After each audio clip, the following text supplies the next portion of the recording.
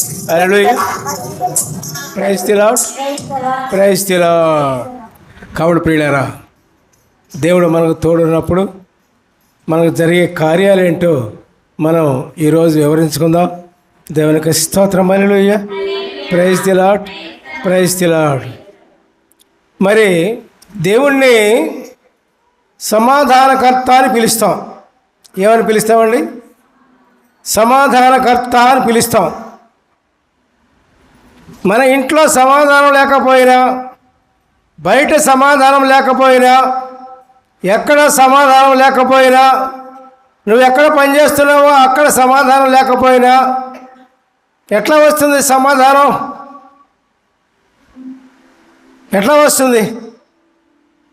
సమాధానకర్త అయిన దేవుని యందు, ప్రభువునందు మనం ఆయన యందు విశ్వాసం ఉంచి మనం ఉన్నట్లయితే అప్పుడు సమాధానకర్త అయిన దేవుడు మనకు సమాధానం ఇవ్వటానికి అవకాశం ఉంటుంది. దేవునికి స్తోత్రం. హల్లెలూయా. Praise the Lord. మరి సమాధానం ఊరుకునే రాదు. సమాధానం అన్నది దేవుని ఆస్తి. ఆయన ఆస్తిని మనం పొందాలంటే ఆ సమాధానకర్త అయిన దేవుణ్ణి మనం ఖచ్చితంగా గాఢంగా విశ్వసించాల్సిందే, నమ్మాల్సిందే, ప్రేమించాల్సిందే.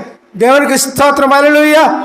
Praise the Lord. దేవుని దగ్గర రాకుండా, ప్రభు దగ్గర రాకుండా, దేవదేవుని దగ్గరకు రాకుండా మనకు సమాధానకరమైన జీవితం మనకు రావాలి అంటే మనకు రాదు.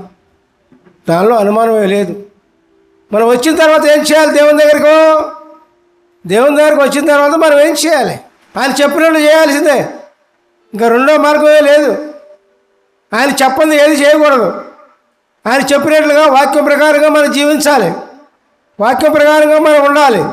వాక్యం ప్రకారంగా మన ప్రయాణాన్ని కొనసాగించాలి. అర్థమైందా? దేవునికి స్తోత్రం. హల్లెలూయా. Praise the Lord. దేవుని దగ్గరికి వచ్చామని కాదు ప్రియులారా. దేవుని యందు విశ్వాసం ఉంచామని కాదు ప్రియులారా.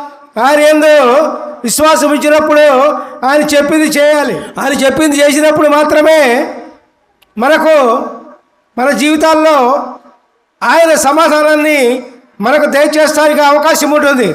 దేవునికి స్తోత్రం. హల్లెలూయా. Praise the lord.